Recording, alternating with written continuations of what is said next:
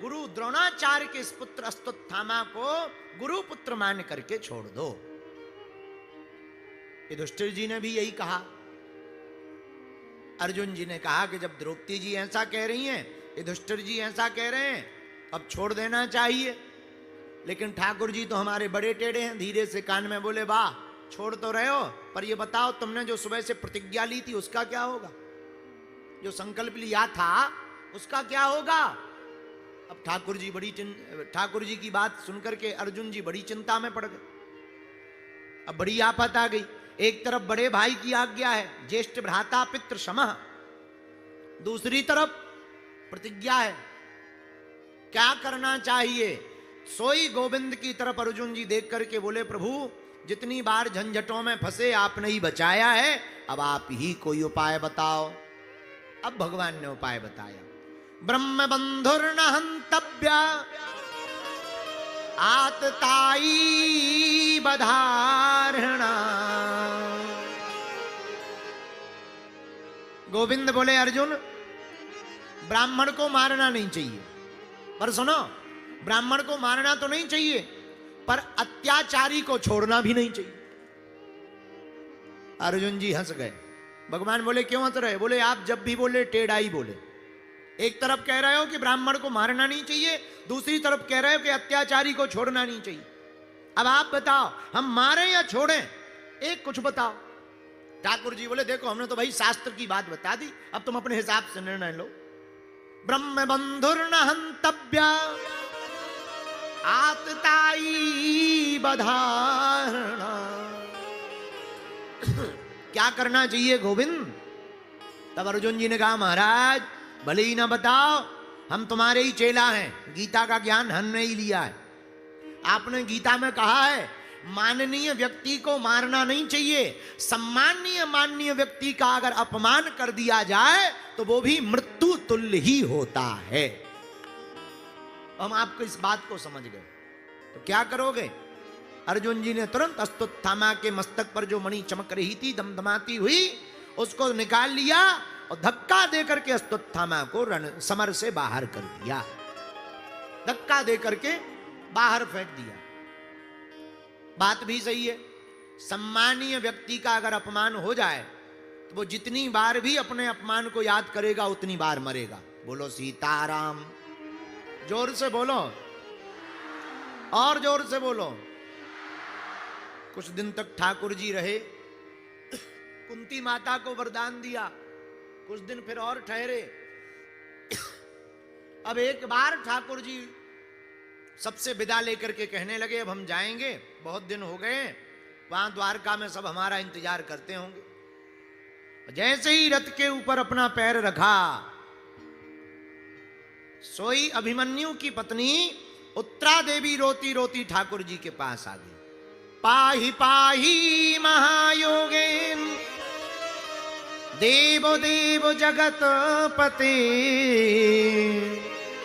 नान्यम तद भयम पश्ये यत्र मृत्यु परस्परम। हे गोविंद बचाओ, रक्षा करो, रक्षा करो, रक्षा करो। ठाकुर जी ने देखा ये कौन आ रहा है चिल्लाते हुए। तब तक देखा एक स्त्री दौड़ी हुई आ रही। अरे ये कौन है? जब गौर से नजर गई, अरे ये तो अभिमन्यु की पत्नी उत्तरा है। क्या हुआ देवी, क्यों रो रही हो? किससे भय है? कौन तुम्हें मार रहा? उत्तरा देवी हाथ जोड़ के बोली, महाराज हमें तो किसी से भय नहीं है, पर एक भयंकर आफत आ गई, कोई हमारे गर्भ को नष्ट करना चाहता है। अश्वत्थामा पांडवों से तो जीता नहीं, पर अपने बैर के कारण उसने उत्तरा देवी के गर्भ पर ही ब्रह्मास्त्र चला दिया। कुछ महात्मा कहते हैं कि अश्वत्थामा ने अपने ब्रह्मास्त्र का मुंह उत्तरा की तरफ छोड़ दिया, तो भयंकर जलन होने लगी, भयंकर पीड़ा होने लगी। पर उत्तरा देवी कितनी गजब की हैं, पांडव खड़े हैं, उनसे मदद नहीं मांगी ना, सीधा गोविंद की चरण में आ गई। पाहि पाहि महायोगे। अच्छा, महाभारत में एक और घटना हुई द्रौपदी जी के साथ। जब द्रौपदी जी की साड़ी को दुशासन खींच रहा था, तब द्रौपदी जी ने एक गलती की। क्या? जैसे ही दुशासन साड़ी खींचने लगा, सो अपने पतियों की तरफ देखा, महाराज हमें बचाओ।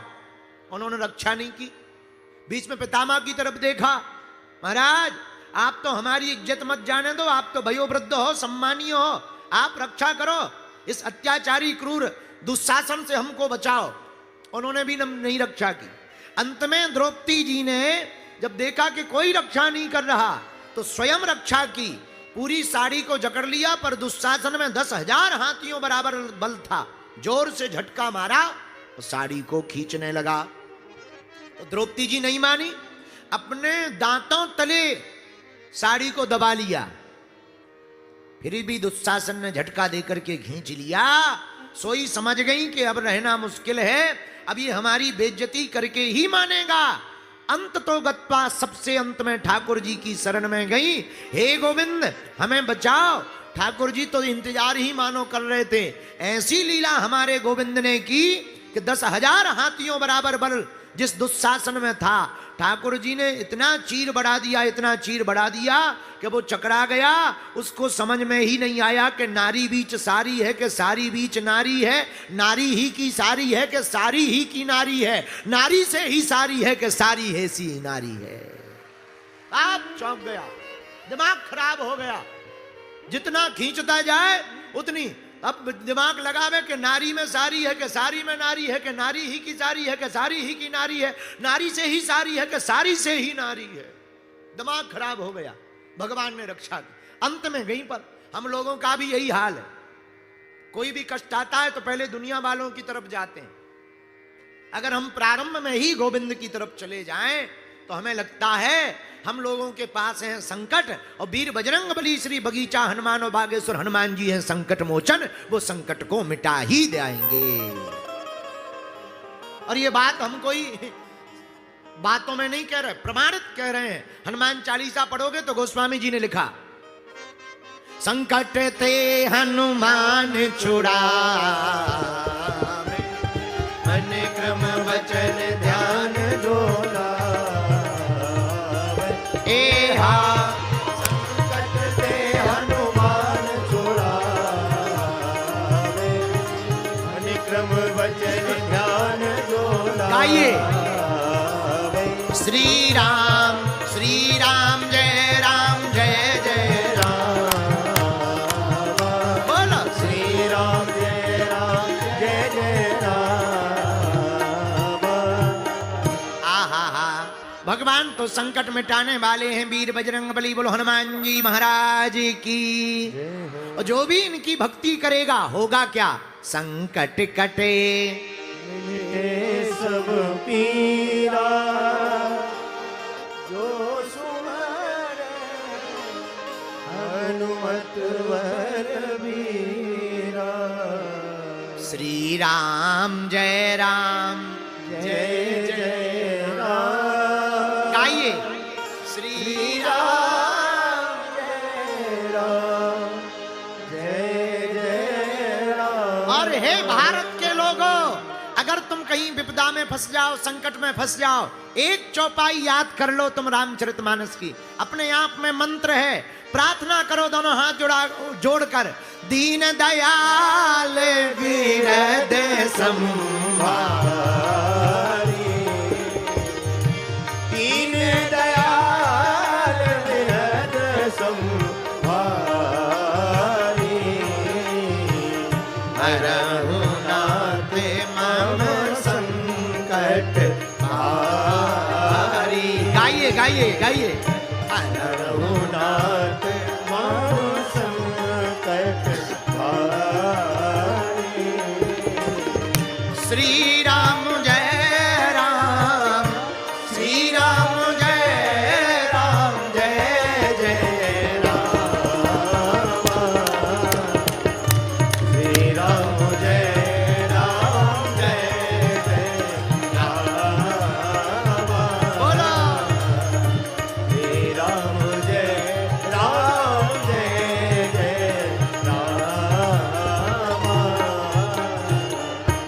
भगवान से प्रार्थना करो, दीन दयाल विरद संभारी,